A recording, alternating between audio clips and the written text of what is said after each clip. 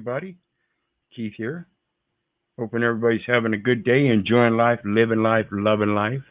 Want to remind everybody, hit that like, share, and subscribe button down there for me. Appreciate everybody's support. There's a PayPal link for anybody that wants to share some love. And of course, the StreamYard link is there for anybody that wants to jump up on panel. We've been talking about the indemnification and surety and fidelity and everything here lately. And a large part of it, of course, has to do with that 18 U.S.C. 8, obligations and other securities of the United States. Includes all bonds, blah, blah, blah, blah, blah. In that, those are all what is known as instrumentalities of the government. So we're going to take a look at Investopedia first off, as we go into the court registry investment system and how it pertains to the government instrumentalities of those very registers and systems of records and blah, blah, blah. And as we see here, it says instrumentality, benefits, examples, and history. And when we think about the instrumentality, that's the conferring of a nationality of a United States citizen once you're born in one of the several states of the Union. So that instrumentality has benefits, and it's known as a business, a United States business, so it has business benefits. It says, what is an instrumentality? An instrumentality is a non-governmental agency that acts independently, but whose obligations are backed by the government because of its role in providing a public service. This is one of the 12 presumptions of their Roman courts, known as administrative corporate Article 1 courts, is that you're providing a public service and that there's somewhere some kind of contractual nexus. That's all it takes. And that public service is the fact that you're filling out those official government documents. You're acting independently, acting as an agent of the government itself, but you're in fact a non-government agency. See, that's what that identification is all about again. That's a state-issued government ID, a state-issued government driver's license. Those are instrumentalities issued by a governmental agency. The U.S., the Federal National Mortgage Association, known as Fannie Mae, is an example of an instrumentality. Created during the Great Depression to enable more Americans to buy their homes, Fannie Mae is both a government-sponsored entity and a publicly traded company under the symbol FNMA. So when you go getting those documents from Fannie Mae and start filling them out in that official capacity as the authorized representative doing so, they convert you as an investor in that documentation, giving up all your rights, titles, and interests to the property, which is the name itself, that you then sign in wet ink. And therefore, you have no rights, titles, and interests to that name. And they pool all of those investments that they gather up through those official documents every so often and deposit them in an investment fund, an index fund, mutual fund, exchange trading, publicly traded company. Okay? So let's take a look at the next one. This is from Iowa. Blow it up here.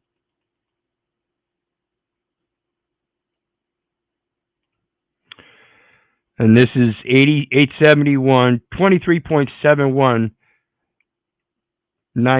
governmental entity definition. The definition of a governmental entity is a state instrumentality,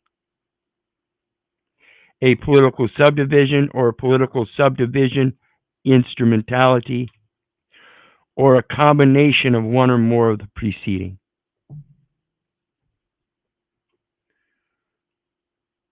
ID entity, id entity, the governmental id entity is an instrumentality of the state or a political subdivision or a political subdivision instrumentality. Now, political subdivision is that residential zones.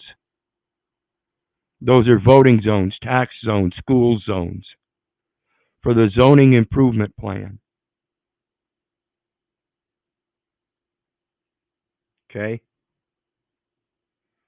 The next one, we're going to take a peek at what this court registry investment funds, investment of court registry funds under Title 28, the Judicial Code. So like I said, it is prejudicial. It's already predetermined on how these funds are supposed to be registered and that they are investments. Your court registry funds, because they've been deposited in the court register. And in that deposit, that's where they pool everything up at the end of the day or at the end of the week in this situation. They gather everything up at the end of the week and they pool them all into one big investment in the court registry investment funds. The Director of the Administrative Office of the United States Courts.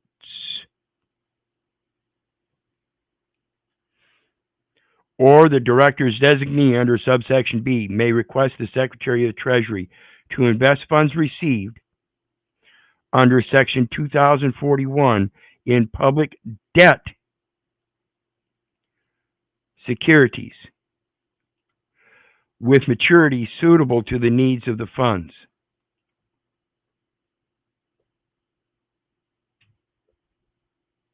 In public debt securities. So let's take a look at the next one, as I've reminded people many times. You notice that said, let's take a look at it again. It says, Director of the Administrative Office of the United States Courts, as I highlighted. Remember that? Administrative Office of the United States Courts.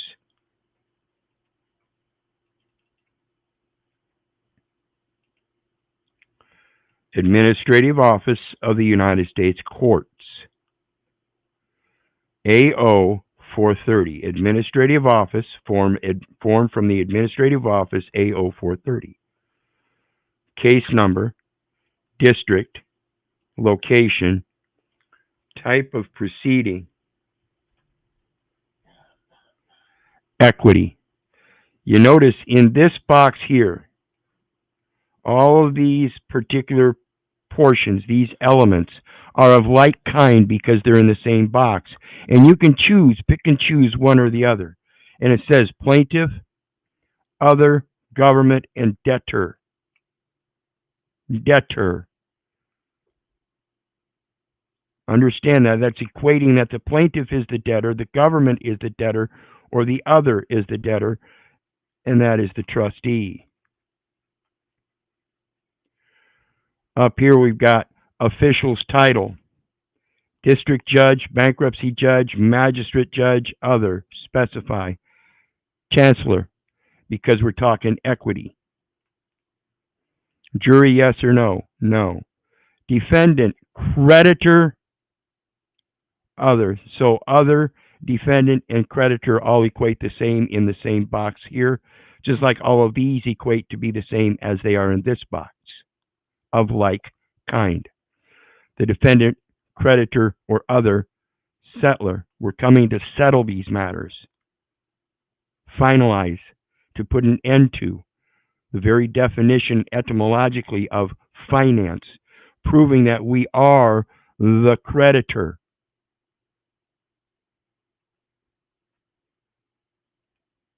I hope everybody's following along. Oops. Somehow it didn't transfer to my page. What happened here? Okay, so we got again, AO 430, Administrative Office of the United States Courts. It's not the district judge, not a bankruptcy judge, not a magistrate judge. We're not here to judge. We're here to be the chancellor and make a decision in equity, in all fairness, making all parties whole, so that no person shall be held liable in any court. Shall be held liable, a future tense. We're settling it now. Plaintiff, other government debtor. Defendant, other settler, creditor. And of course, the other would specify trustee. See, it's a trust expression. Equity, beneficiary, to be the true owner. Beneficiary is the one who can come forth and control and settle the estate.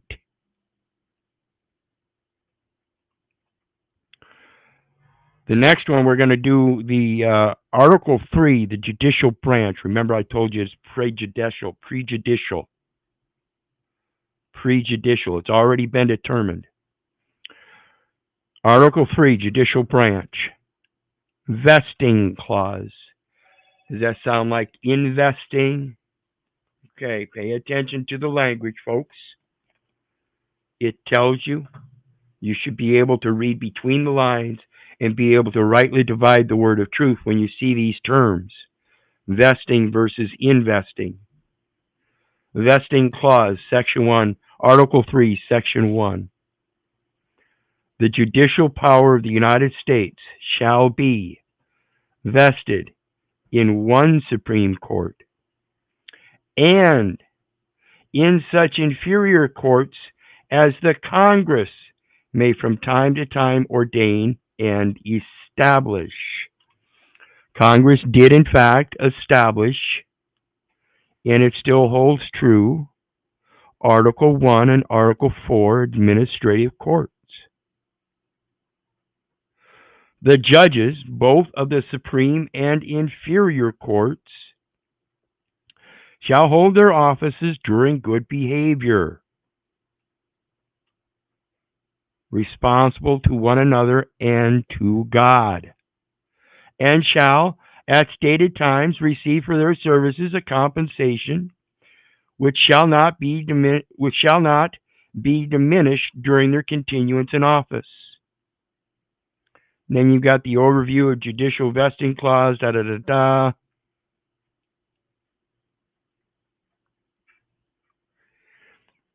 Section 2, justiciability.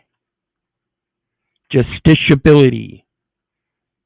In order for it to be justiciable, as they've already prejudicially determined, it comes an issue of justiciability first.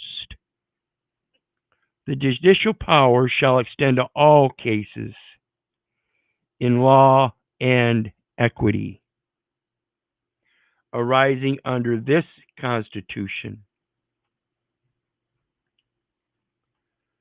And this Constitution is the one they take their oath to, as well as the state constitutions. So any issue that arises under those is justiciable through law and equity in any of the courts. That's the gateway to the equity. You have to bring the equity. If you want equity, you must first bring equity. Otherwise, anything you say can and will be held against you in a court of law. They never mention the court of equity. You have to be able to state your value, stamps and other representatives of value.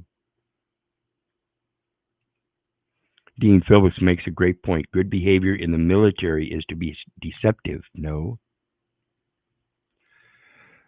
Good behavior in the military is to Gather as much information as you can so you can decipher it if it's in code, or interpret it in the manner that might be offensive to see if you might need to do something preemptive against it. Like determine pre-criminal thoughts and therefore have to start censoring people. Absolutely. Everything is a military affront, folks. So again, the laws of the United States and treaties made or which shall be made under their authority to all cases affecting ambassadors and other public ministers and consuls. What are those as opposed to United States citizen? What are those as opposed to a resident? Does anybody bother looking into those definitions? Maybe I'll go over those definitions, but most often they consort to the same concept of being a messenger, bringing a message, wherein it equates to the same thing with military commissions being on the same mission. A military post or a diplomatic post. Those are the two jurisdictions, folks. To all cases of admiralty and maritime jurisdiction. To controversies to which the United States shall be a party, the principal party of interest on the obligation of internationally protected persons under full faith and credit, and American interests both, as well as the preamble to the Constitution of domestic tranquility, national security, and the general welfare. To controversies between two or more states, between a state and citizens of another state, between citizens of different states, between citizens of the same state claiming lands under grants of different states, and between a state and or citizen thereof, and foreign state citizens or subjects. Anybody want to step up and talk about subject matter jurisdiction now?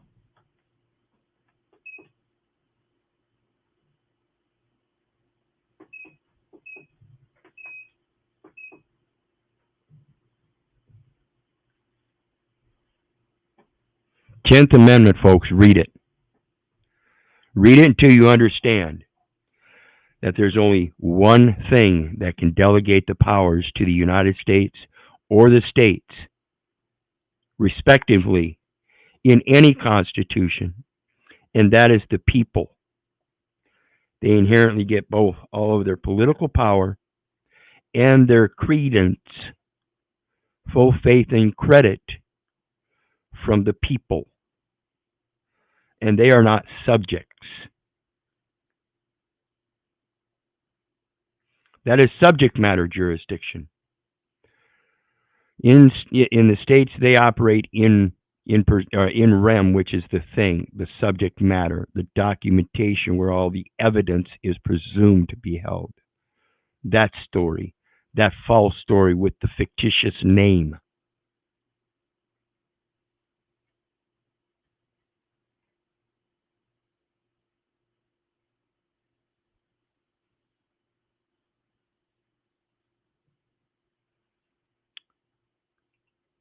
Says not sharing. Gaining Wisdom says not sharing. It shows sharing on my screen. Did we drop out?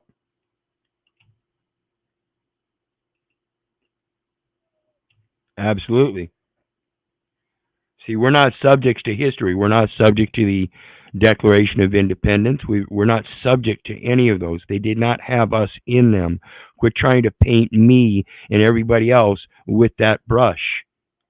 If any brush, we were already painted, sanctified, and ordained as prophets unto the nations, wherein those nations' ordinances are not to be used to sanction the very word of God, or truth, or love. So be it. in my opinion, of course. So somebody get me a yay or nay. Are we sharing?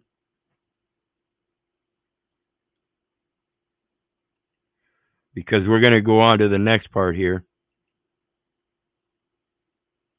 As we saw the judicial powers and the justiciability, and what it has to do with the administrative courts, the executive branch, exclusive jurisdiction, forum shopping, and all that.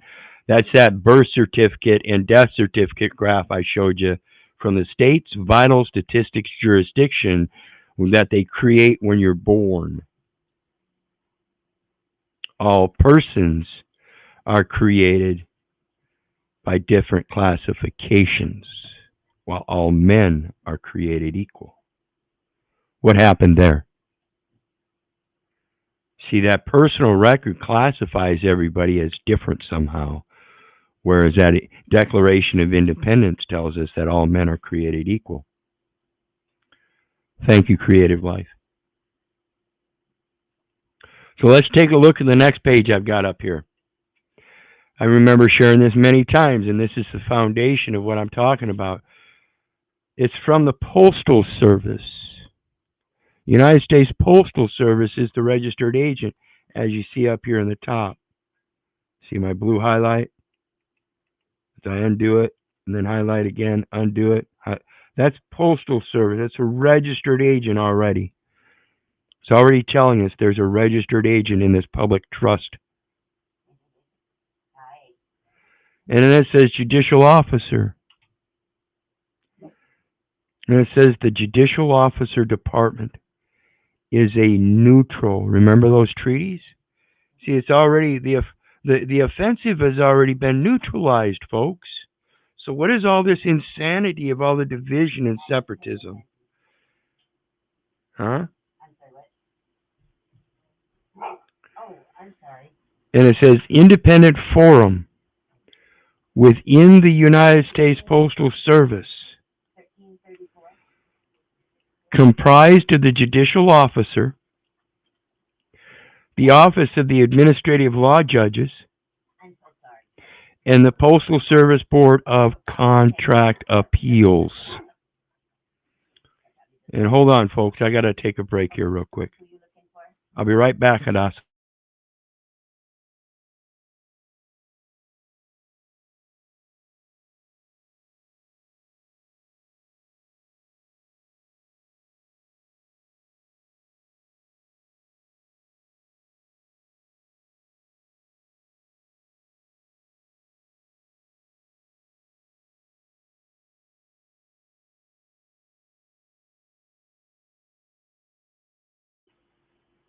Greetings, sister. How you doing tonight?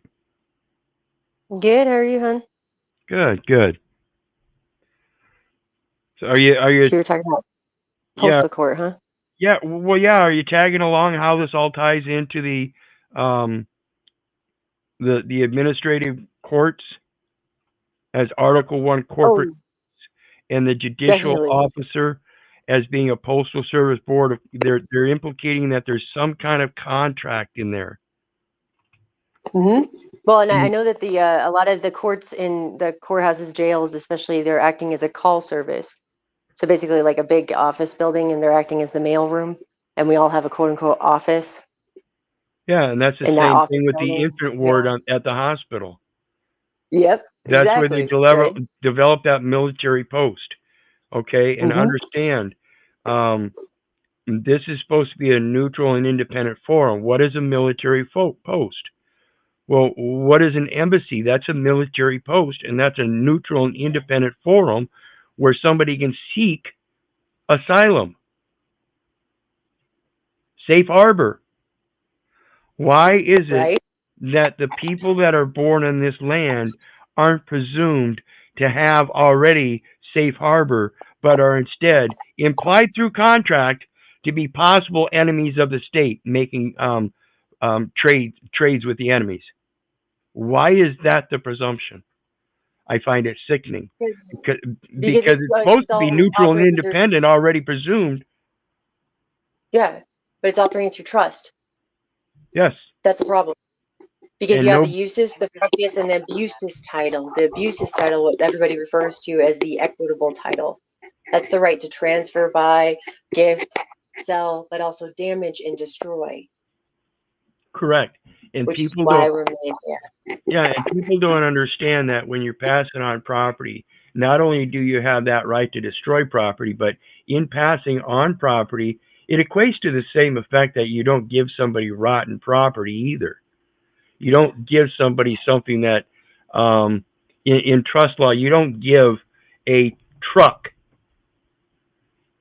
that is qualified as a deadly weapon in some situations to an 8-year-old, teach him how to drive and send him out on the road. There are qualifications to certain giftings, and so we have to be ever vigilant in this. And not only That's that, why but the that grantor and the settler are always responsible or liable for, their choices in trustee or in beneficiary or heirs and executor administrator. Because if they choose poorly, then, or incompetent trustee or greedy executor and administrator or undeserving heirs or beneficiaries, right. then And that's on them. yeah, I did a video. I can't remember his name, fucking brain fart, but he did a great short on the concept of shampoos. Now everybody has this popularity contest of having their hair done nice, and they have to have just the right shampoo. So they demand a selection of 100 shampoos. Is that really your best option? Is to demand, like they're doing with the pronouns, to have such a plethora of ways of addressing a situation when there's in fact real simple solutions that are less numerable that might give you And yeah, better effects. And yet, this is why I because of tell our people don't. insane demands create insane chaos. Go ahead. Mhm. This is why I tell people to focus not so much on the title, and then that's what trust law does, is it focuses on the title. You need to focus on the action. Your acts speak louder than Absolutely. words, right? Absolutely. And that's why I say I'm just going for correction of the record because I understand that's where the problem is. And as far as this public trust goes, if I'm really going to step up to my public service, in equity, one must first bring equity. This imputes the same concept that, for goodness gracious, and that sounds just like contract law where it gives equal consideration. And so if I give equal consideration and I find an error, shouldn't I also be able to come up with a solution? And that's where you have the whole, you have to select your service, right? Because if you don't select your Absolutely. service or how you're going to be of some use to, others and yourself and your family, then they're going to for you, and you're not going to like it. Yeah. And it goes back to all the videos I did on like the prepaid expenses. Your taxes are prepaid, your insurance are prepaid. There's a lot of things Mm-hmm. that are prepaid, and nobody understands that concept. Housing It and still believes utilities, food, yeah, they clothing, all still of that. believe it It's all. that they owe a debt.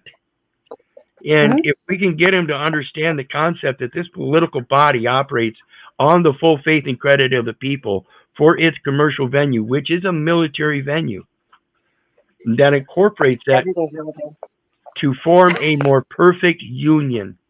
The domestic tranquility, national security, and general welfare is part of that attempt to make this great nation.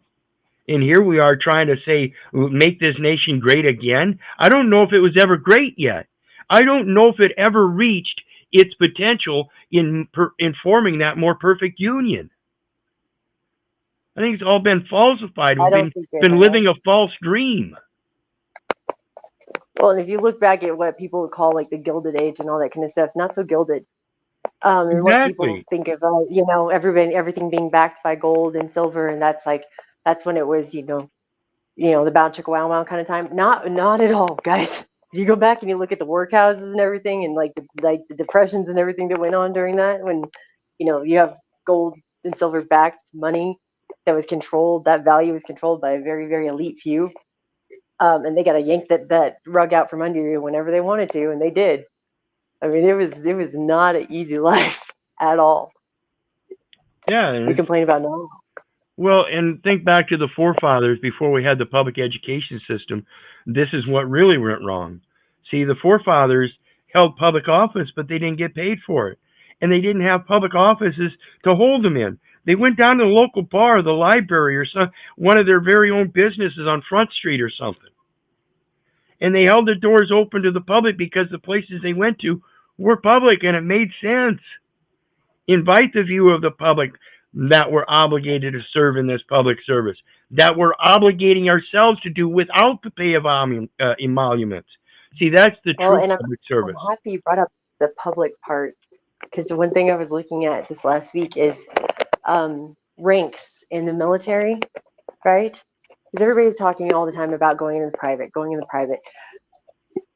And I don't find very much accountability in the private. You know, that's kind of where like all of the, you know, monsters go and hide, and you have to play by their rules unless you know how to play the game, you know, well enough so you can make them play by your rules too. But I do find that when you look at the ranking in the military, it's funny because the lowest rank in the military in the army is a private in the Private infantry. first class.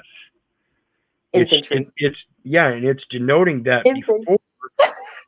Well, it's showing a connection. It's like a hyphenated word or term. It's showing Yep. private on this side becoming first class. First class what? I thought I already passed all my classes.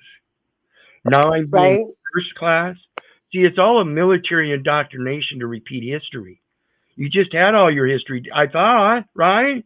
Again, this is the American education system where we end up with people that are generally, on the average, educated in reading comprehension, about 7th or 8th grade reading comprehension. I can't imagine what their comprehension of science or medicine or biology or music or politics or civics or anything else could possibly be if those weren't even existent. We've been taught so much false shit, and not taught to think for ourselves, but actually to remember the false shit so that we will fall in line and just keep repeating history. In my opinion, of course. It's ridiculous. So let's get on to the last part. This is the, oops, we lost her. Hopefully she'll come back. This is United States District Court, Middle District of North Carolina, and its thing about court registry investment system. And you can pull this up in any one of your states. I pulled this one up, and just for shits and giggles to show you, they have them, and they're going to be different styles. And I pulled up the one for Iowa as well. So we'll go over that one next. There she is. Sorry, got kicked off. I transferred to Bluetooth. Oh, but you guys should look at the whole really quick the military different ranks and the different branches. It's funny because the Air Force is the only branch that doesn't have warrant officers. Number one. Number two, the Navy and the Air Force are the ones that have seaman and you know airman, right? Not private, not you know ensign, all that. And there's even the SPC, which is special. Is it special private or district or something? Yeah. It's when you start going through it and you're looking at it, you're like, oh wow, it's just right in your face. So Yep. just go look at that. It's interesting. Yeah, I've got a Blue Jackets manual right over here. Nice. So we take a look at this, and it says the court registry investing system is an interest-bearing cash management tool administered by the Administrative Office of the United States Courts. Okay, so every district court that uses the court registry investment system through the court clerk, who is so designated by the director,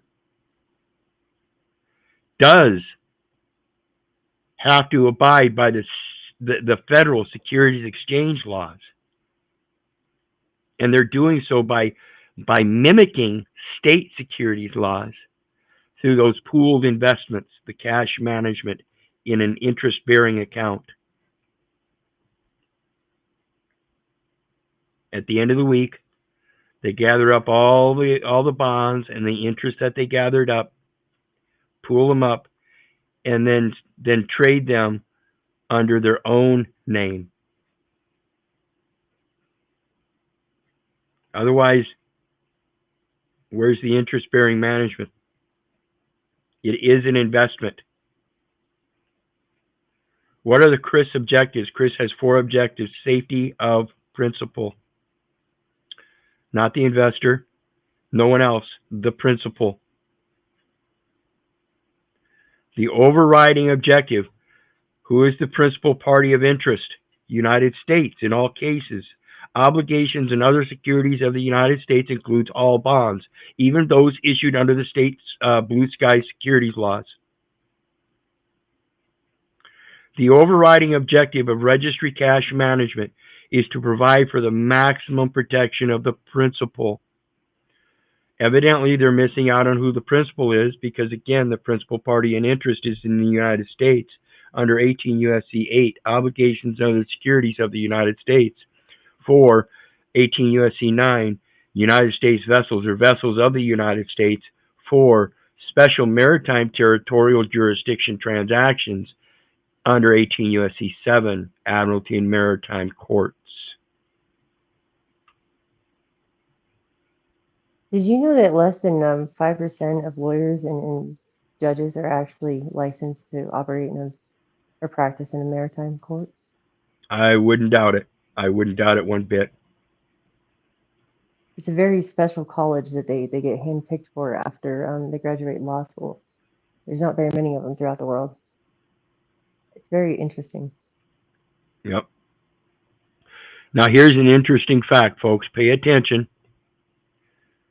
Sufficient liquidity. Adequate funds must be available to comply with all court-ordered disbursements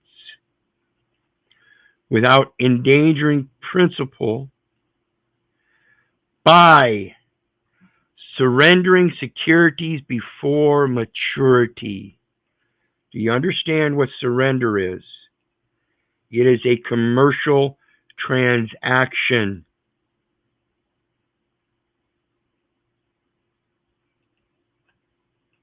Reduced administrative costs.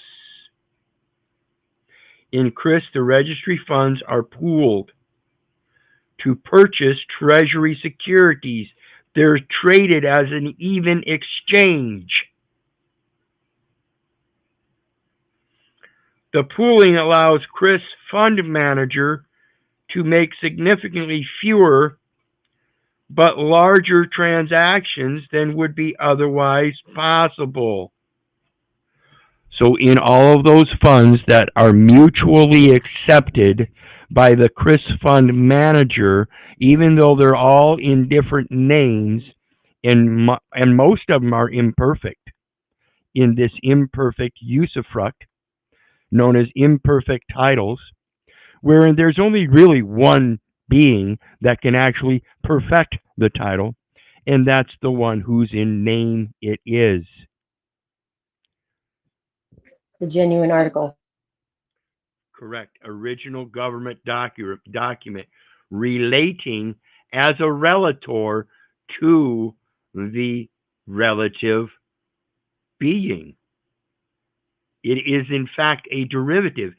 Having that derivative is, in fact, evidence, material fact evidence of the spiritual existence, so long as that spiritual existence can come forth and claim that birthright. That piece of paper would not exist as it does without myself. This keeps transaction costs to a minimum. So instead of taking all of the weekly bonds that they create, all those individual names, last names converted to firm names that they do in those courts, instead of making each one of those a transaction, they do the conversion. They're all listed as firm names for trading. So the conversion is for trading purposes as an investment in an interest-bearing account. Whose account? Theirs. In their name. So they pool them all up, and it's just essentially like creating another corporation or a trust or a contract on the spot. I would equate it to making a new contract. Market rate It's like earnings. a cooperative trust, right? Right, A whole right. bunch Like of assets all put into one, correct. A cooperative trust. which are one of the hardest ones to break. That's what I just did a video on that not too long ago on my Saturday morning classes. I have my background and it says cooperative trust. That's the primary goal. An impenetrable trust where many people work Yep. together and Yeah, protect it because the then you got to get to same way. every single one of them, right? Before you get to it. Yep, every last one of these people is covering their own ass. hmm It's called piercing the corporate veil, Yep. and as I'm exposing, piercing the political veil, those zoning improvement jurisdictions. And again, that's that use of the Oh, the address. covenant, right? Well, it's the use of the address with the legal name. We've been taught in the public education system to use a legal name, the first and last name, hmm and then put down our address and the zip code. And that's implying that we have a postal board a contract with the postal service somewhere as a contract postal unit. That's a simple implication that becomes an adhesion contract when you start filling out all these documents without knowing what you're doing. Those are official documents. Ask them. Is the DS-11 an official document? Yes. Is the change of address form an official document? Yes. Is the SS5 an official document? Yes. Is the form AO430 an official document? Yes. And And they can why have are their own you B filling number. them out? Isn't that their job? Well, that's funny because on the 8975 for the IRS form, at the country report and the tax jurisdiction and constituent entity listings, it actually tells you right there that they're having us fill out all the forms for that parent company or Yep. The organization United States business. as a MN, yeah, MNE group, multinational enterprise, because they're Yep. all entering to get a prize, right? It's all gambling, Well, yeah, wagering. it's all foreign trade. It's for rewards and awards. Well, who's the Lord? I don't know. Yeah. Now all of a sudden it's fucking 3-card money? Come Do you need to re-register your wager? on. It goes on to say market rate earnings. The total Oh Lord. pool of registry funds earns market rates of returns. Registry funds in C.O.W.A.R.D.S are invested in short-term treasury securities. Get this, folks, thus eliminating any need for collateral. Short-term treasury securities. Remember, it's the director that delegates the court clerk to be able to do this stuff, and it is directly tied to the treasury as treasury securities as an obligation or other security of the United States. But what they're doing is they're eliminating the need for a collateral.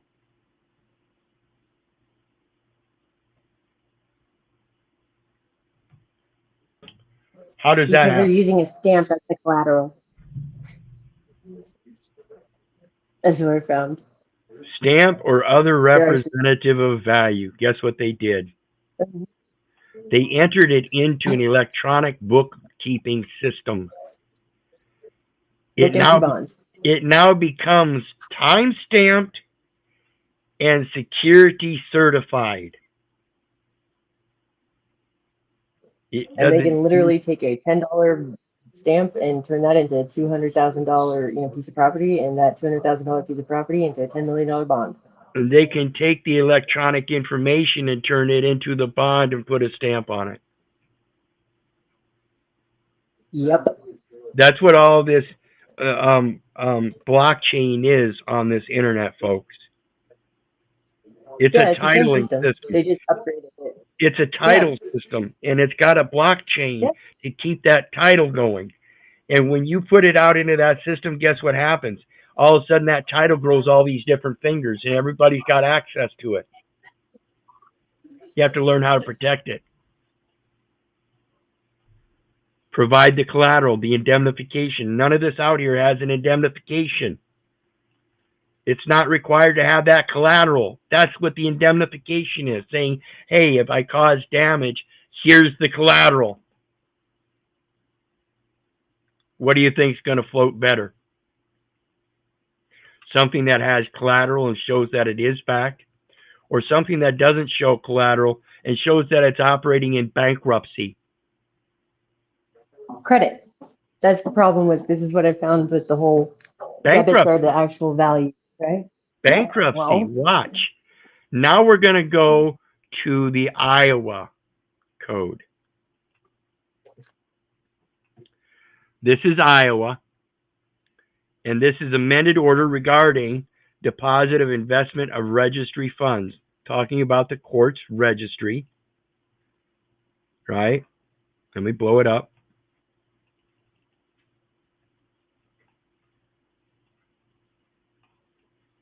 And right there it says at the very top, United States Bankruptcy Court.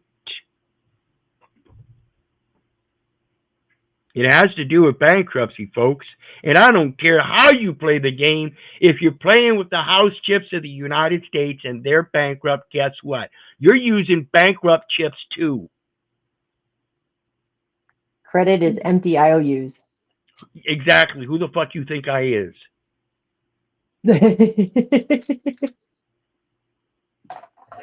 Well, court? that's why I find it funny. Yeah, everybody thinks credit's like the bound C.O.W.A.R.D.S, and I'm like, no, actually, that's like the empty note that doesn't have any value. You want to hold the debt because that's what has the value. You can only use credit one time and it gets burned, right? Kind of like crypto. You can burn crypto. Well, depends on how you use it. Right? Depends on how you use it. Yeah. Credit can be used just like money and circulate.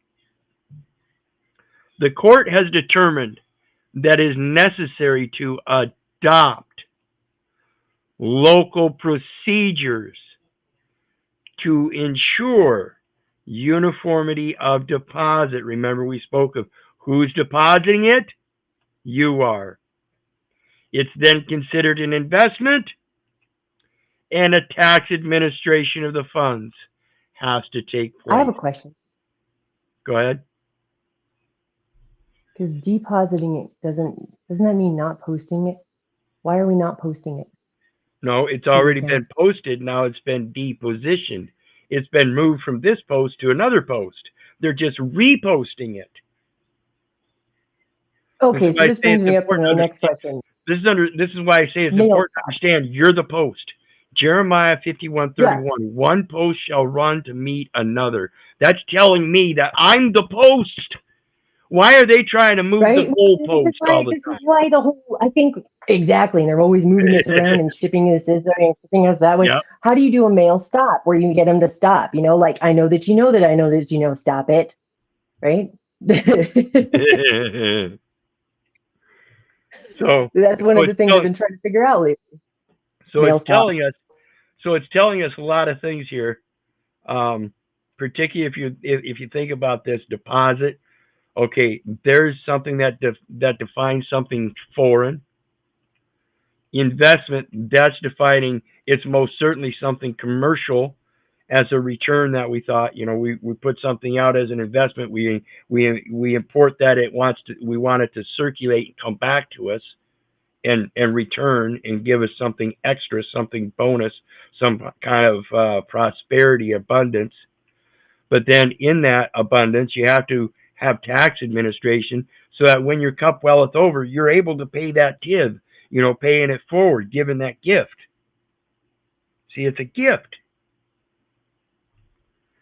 This order replaces General Order 216-1. It is ordered that the following shall govern the receipt, deposit, and investment of registry funds. What did you use as your deposit to the clerk? Did you use a check? Did you use cash? Did you use a money order? What did you use? And is it an obligation or other security of the United States known as all bonds and stamps and other representatives of value? Despite whether it's a Federal Reserve note, a coupon, a check, a Treasury security, a U.S. security, despite any of those, what about all bonds and stamps and other representatives of value. Where was that conversion? Wasn't an FRN or a dollar or bill or whatever? Isn't that just a giant stamp, basically? Well, yeah, it's just a different form denoting the same concept of a communication of a debt. That we're not registering or logging in our own log and then turning into treasury, because that's what the Fed does all the time, and that's why they destroy, Same with all these dollars every court year 'cause they're documents. cashed in. Same with all these court Yeah, documents. that part. See, when you Yeah. hand in a court 'Cause they're document, guess stipulated. what? Guess what? There's a value to it. There's a justiciable value to that court document. That means it's justiciable. It can be weighed and measured with a prejudicial determination that's already been made. Look at the data elements on it. Does that fit? Yep. He used this term. He used this term. He used this term. And now they have an analog system a QR that will code pick you that can up. scan and see what it hooks up. Absolutely. That kind of thing, right? So it goes on to say receipt of funds. No money shall be sent to the court or its officers for deposit in the court's registry without a court order signed by the presiding judge in the case or proceeding. He's one signer. He's got to be one signer.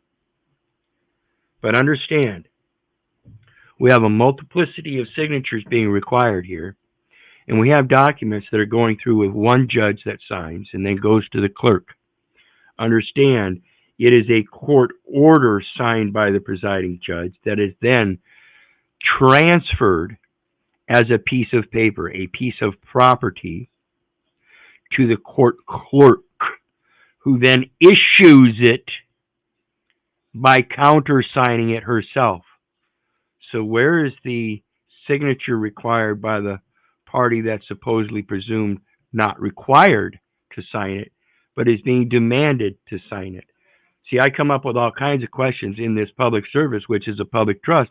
If you have a signer and a co-signer, then that trust is already complete. Why are you bothering me?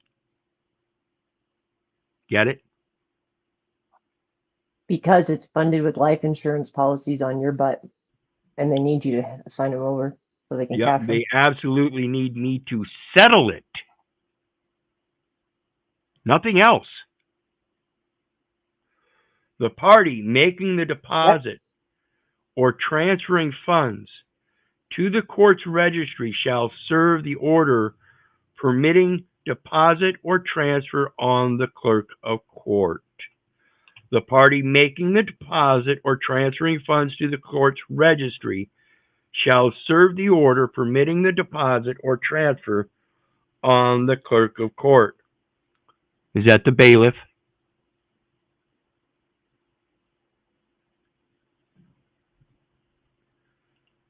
I never looked at it that way before. Or a prosecuting attorney. Well, the bailiff in technicality is the actual surety in the court. Well, yeah, because the bailiff tends to be the sheriff's department or the police department. He's serving under the sheriff. County, and they're actually the defendant and the surety because they're the ones that breach the peace and the public trust. Yep. Yeah. The party making the deposit or transferring the funds shall serve the order. So he's the one that serves. That's why you hand the papers in court to the bailiff to hand to the judge. You understand that? Mm-hmm. Okay. He is the transfer agent in that. In other words, the surety.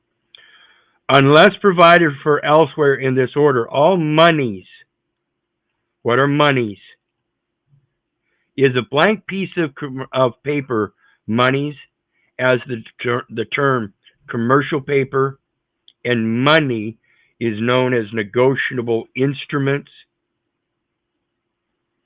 Can you use a piece of paper for a negotiable instrument, particularly when it's blank and merely known in that presence as commercial paper? Obviously intended for having negotiations putting on it, Like you mentioned earlier, wouldn't a dollar bill be just like a stamp? So now we see a blank piece of paper would be the same thing. You just have yet put your symbols on it. You can use a toilet paper for all you care because it's still a timber Napkin, credit, isn't it? absolutely. Yeah. I've had to do that. Ordered, ordered to be paid. Ordered to be And paid. don't, and one thing I did find is that peeps don't do the whole endorsing things because as soon as you endorse it, it makes it a bearer bond, and that means anybody can cash it. As long as it's not Correct. endorsed, it's still an order paper, and that means nobody else can cash it or use it except for you Right. And or in Word. that, instead of giving a blank endorsement where they can then qualify it and serve their purposes with it, you can give a restricted endorsement, which puts an end to it and it cannot be renegotiated. It has been finalized. Or you can do another endorsement where it turns it into a revolving credit, right? Correct. Mm. And it says all monies ordered to be paid, to be being future tense, to be paid to the court. Never will they tell you to pay the plaintiff. Never will they tell you to pay the victim. It will always go to the court and then go through its funding mechanisms. Always. The electronic Or the system. sheriff. Say what? I said, or the sheriff. Sometimes they'll have it go through them. Well, but again, it's always going to be through some kind of instrumentality. They're not going to bring gold or silver. Oh hell no, no. I'm saying, but That's, they'll use the sheriff instead, like in the municipal level, especially they'll use the sheriff instead of going through the court directly, oh, I see what you're saying. like Yep. a smoke. Yep. Yeah. To be paid to the court or received by its officers. And this is what you're talking about, trying to use the back doors. In any case, pending or adjudicated, shall be deposited with the Treasurer of the United States in the name and credit of this court, pursuant to 28 U.S.C. 2041.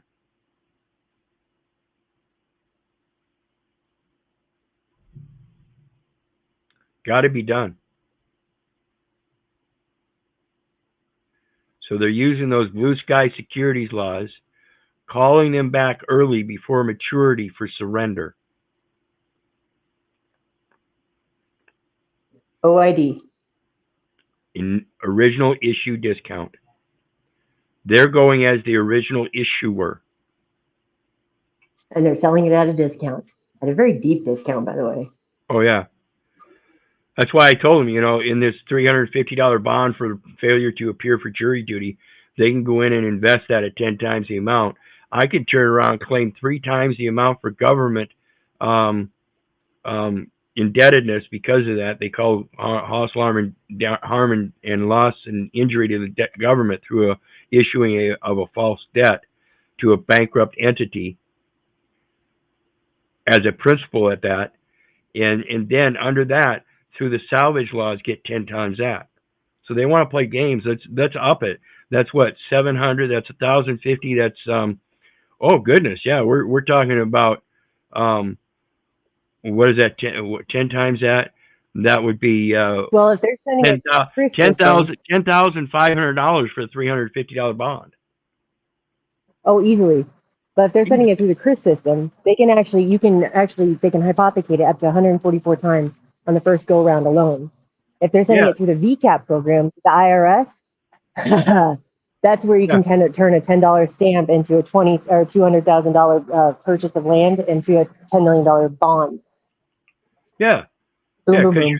Because you're covering the surety with an indemnification, promising that you're going to provide through that environmental easement that you're going to be a steward to the land and protect it, if not at least equivalently to that of the National Forest Service, but up to even greater standards.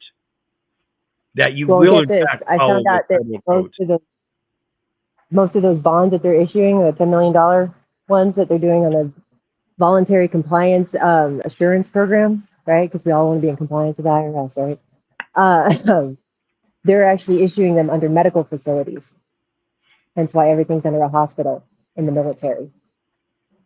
Well, yeah, that's what I was saying. Is your Health and Human Services, greeting Imperium Privatus. The Health Right. and Human Services is a military branch of government, folks. How you doing tonight, brother? I'm doing great. I was listening in. I wanted to chime in a little bit earlier. And I had a question. You guys were talking about the funds circulating. How to cancel something. That'd be just like canceling a stamp, wouldn't it? Acting as postmaster? Well, yeah, but understand again that that stamp has a certain value that remains in it. And again, understand this too, folks. Part of that value that it's retaining is known as historical value. Intrinsic. Right. And so that goes to like collectors. As long as that little piece of paper survives and is the best mint original condition, the better it will hold its value. And that's part of what we're dealing with here. So it's a matter of collectible materials with those symbols. And this is what stamps are all about. Philatology. Philatelic. Yep. Yep, that. And so when you ask the Postal Service, is a United States stamp the equivalent of money? Yes, it's our own form of money. So when you cancel a stamp, it doesn't remove the value. It still remains for its intent and purpose as a use of money, but it's internal to the Postal Service. It turns it from an order paper into a bearer bond that they can now monetize in cash. And that's private, and that's a private I guess my question association. would be, would that stop circulation of that paperwork within one bank to another bank, or from one court to another court? Right, and that's what they're doing. Like I said, they're just mimicking at the state's administrative level through the blue sky securities laws, the pooling and investing of the securities laws at the federal level. And they're doing that first and then surrendering it to the United States as if though it's a clean security. That's money laundering. Yep. I even found, get this, I was going through, because I've been collecting a dollar bill for each Federal Reserve bank, which, by the way, eaches are really hard to find. But I've been finding some that are actually canceled already, and they put them back into circulation. So they could trace the registration number and keep monetizing on it. Oh, absolutely. I can't imagine the extent of realizing the use of paper money, just like a Federal Reserve note, to be used over and over and over and over again in many different venues. Right? Now they're just doing it on a digital. So instead of having that piece of paper that has a registration number on it, now we have is the registration number, right? Without the piece of paper. Or we have like an NFT, right? Or a sigil, like my an sigil NFT? here. Yeah. I can send a straight up communication in my text and put my sigil on it, and those that know me privately through the private administrative or private association, okay, they can accept it, open it up, and they're going to feel safe and everything. People that don't know might see it as some kind of Trojan or something and think I'm trying to attack them. It's literally a private member associative symbolization. Because one thing I found this actually last year. I was looking at one of our cars, and I noticed there was a barcode on the windshield, and I was kind of like, "Why is there a barcode on the windshield?" So I scanned it, because I always scan it. It's very informative.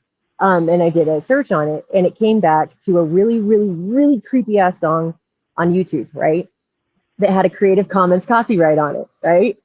And that Creative Commons copyright had a smart contract hooked onto the back of it that went into the archives, including that company's archive for the schematics, as well as the Federal Reserve's archives, Honda, and a few others, as far as like the AAMBA had one in there. And they put that smart contract, and they just buried it in the archives in the back as a, hidden behind a creepy ass song on YouTube.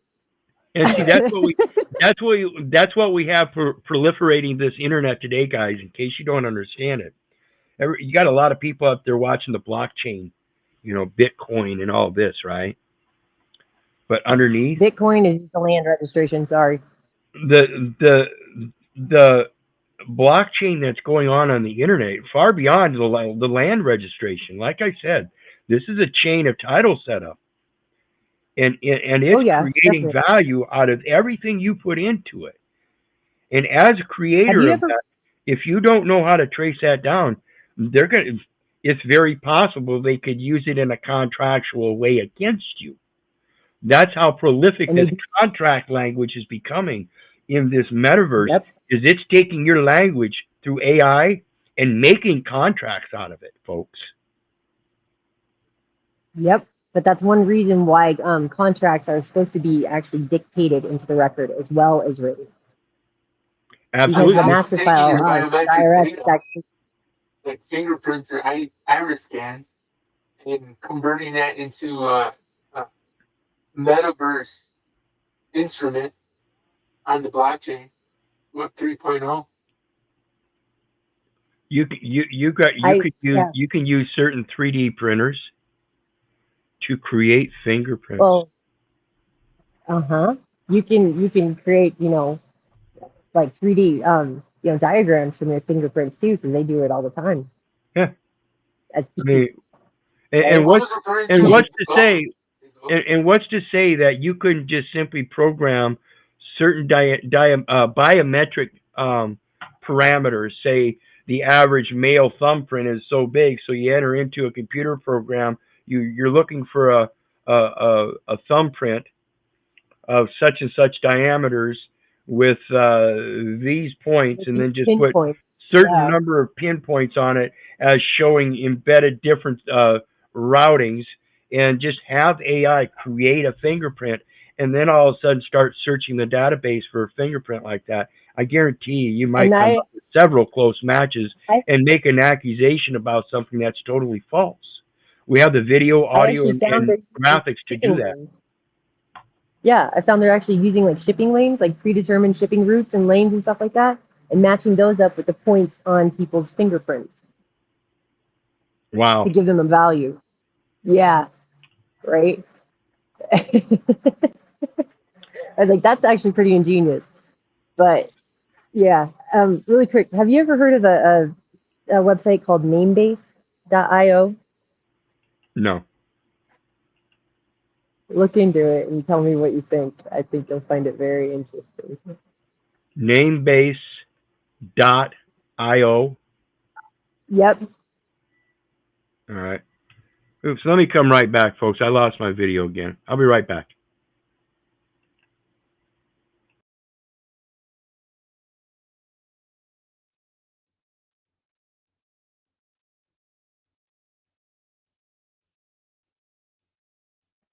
How are you doing Commercializing tonight, your Imperium? name. I'm doing great. I just went to the name base. That's interesting. Yeah, right? You look into the auctions and stuff, it gets even more interesting. Well, that kind of adds up to this whole scheme that we're talking about, where they're trying to take the world too. It's all blockchain, Yep. which is going to be integrated with Web 3.0. Uh, they Yep, kind of because already that have a that lot of, particular site deals with the whole handshake websites, which is on the H&S, not the DNS. and So they you have like actually a get lot to of control people's your own. biometric fingerprint. Most everyone uses it for their phone to unlock their phone. Uh, you Or got they do the iris facial scan scan with the retinal, right? All that. Yeah. on the phone, and I know that there's some crypto. There's a crypto video I saw already half a year ago. They were scanning their irises and receiving cryptocurrency for free. Uh, but I mean, they're just placing your biometric data on a data broker. On top of this, the namebase.io, it's like you're commercializing a metaverse imprint of your Of you. Yeah. Well, not Claim o- the name. of your God's likeness and image. well, Yeah. not And they only even that. they even do the vein prints anymore. The Well, veins not like only in your body. not only that, but this AI is programmed to take those biometrics and use that that information in their analytic system and come up with various different things dependent upon your demeanor, your visual look, your sound, your Your age, things like heredity, that, and specifically pull bloodline. up certain political or advertisement type situations in your browsers. And on top of It, that, they it can literally, analyze your behavior.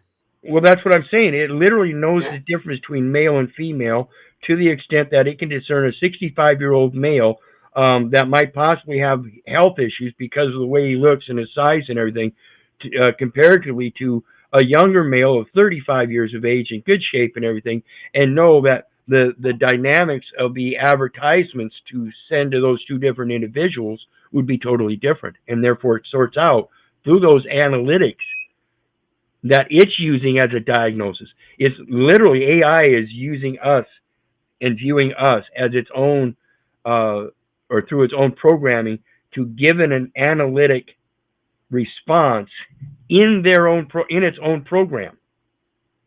It's got a And when they response. classify us, yeah, and when they classify I've us as always male and told people female, they classify us. AI is dangerous because it's going to It classify is dangerous. humans as heathens, as consumers, as parasites, and another term for that is a virus. And actually, they actually classify if it's male and female, you're classified as different kinds of animals, and that's how one of the ways that they monetize is through the 4-H program and through the schools, and they literally auction people off as animals through the shelters as strays. Yeah, and we have to understand too, when you talk about the virus thing, we have to understand computers know that humans are not viruses. Okay, they will not equate mankind as a virus because it is not a virus to a computer, as a computer knows the very definition of a virus as defined for computers. See, there's totally, they know the difference between the programming virus versus a biological virus, and therefore make the distinction already that people are not viruses. Except for in the FDA. The FDA does classify us as virus because we are most of our most of our cellular makeup is actually viral, but they also classify us as parasites, fungi, bacteria, a whole Right, bunch of stuff. and that goes down to the quantum physics of having. We actually make our own DMT. We actually make our own cannabinoid oils. We actually make our own various different elements that we supposedly think that we only get from nature. What are we? We are natural, and so it comes down to fly DNA. How much percent of the fly DNA is in humans, and vice versa? How much DNA of humans is in fly DNA? We've come across a And those lot of chemicals, amazing. Yeah, it bears down to that we are chemical factories in all aspects of uh-huh. life. It's a chemical reaction. Water itself is a soluble. Well, and those chemicals are actually used on the IRS level. One of the forms that makes up the Bloomberg terminal is literally chemicals, exporting and importing chemicals, all different kinds, and fuel, right?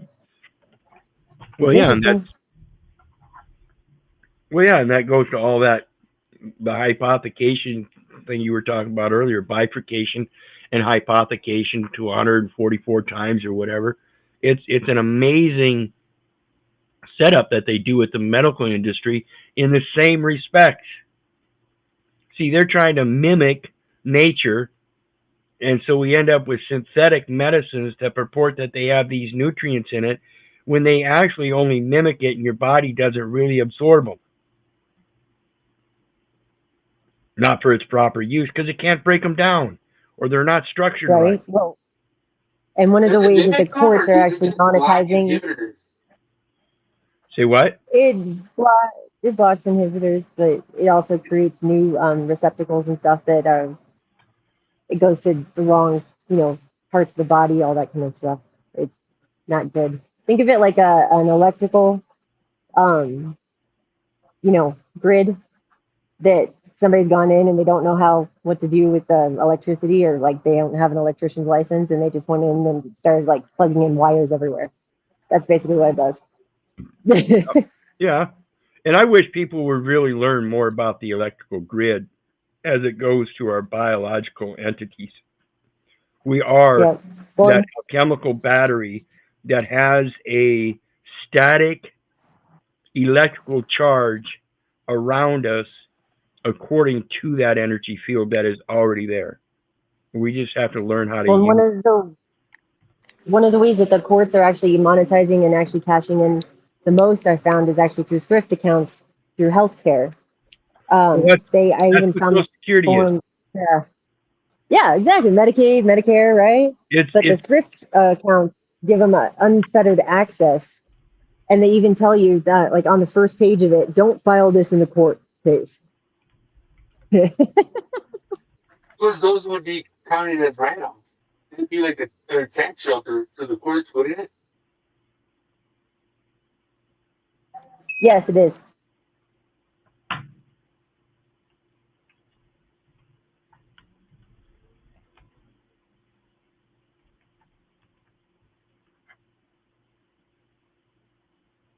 trying to find. I thought I had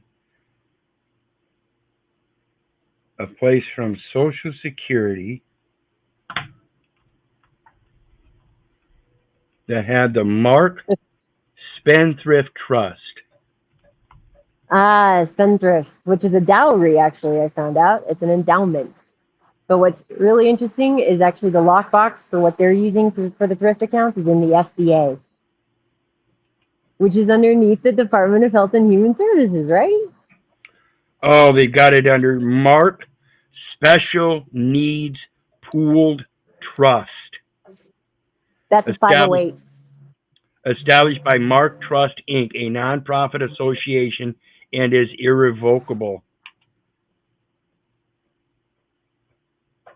The pooled trust contains individual trust accounts that are funded with the beneficiary's own assets and thus are considered grantor trusts.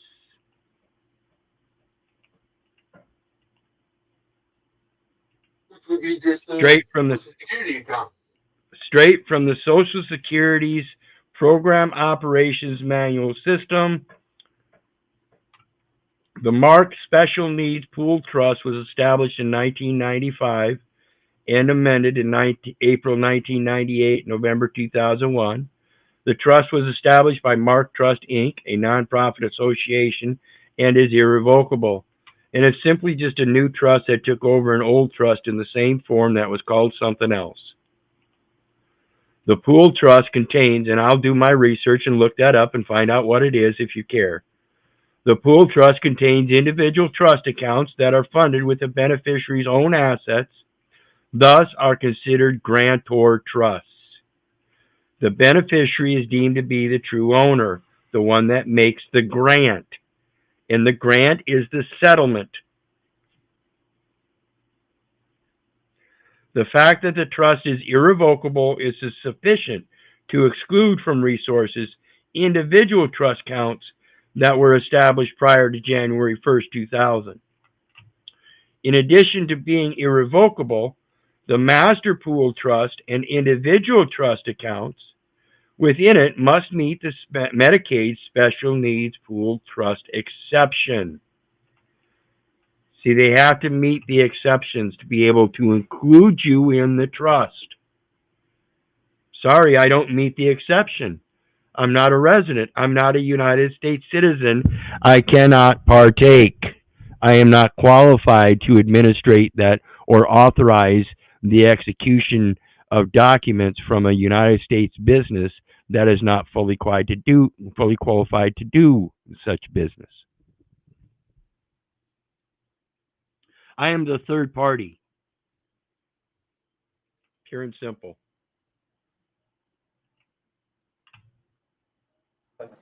And the 508, that's what that is. If you look up on section 508.gov, I think they're running that's it what that comes back over to, is that through a special needs 503. trust. So that's why I always tell Say that people again?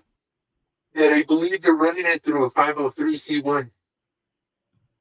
or what's the other one? The 503? 501c3. 501c. It's a 501c3. Correct. Because that's the Yep. statutory Yep. one.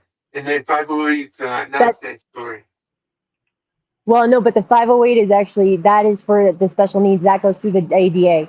The 501c3 is basically an entity that can create its own bonds and everything, but it's not set up for a special needs trust. That's why that's non-statutory and private because it's dealing with healthcare.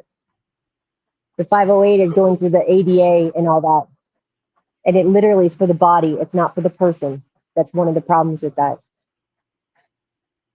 Is you can Yeah, literally make your body disabled. yeah. See, they're operating as a private foundation. That's a private investment foundation. But there's other ones that you can utilize too. There's a whole bunch of 501c's that are awesome and they use all the time. Like one that is overlooked all the time is a 501c4, which is one of the ones that they actually use against us constantly. That's a CPEO. But that's, I mean, you know, like basketball teams and any kind of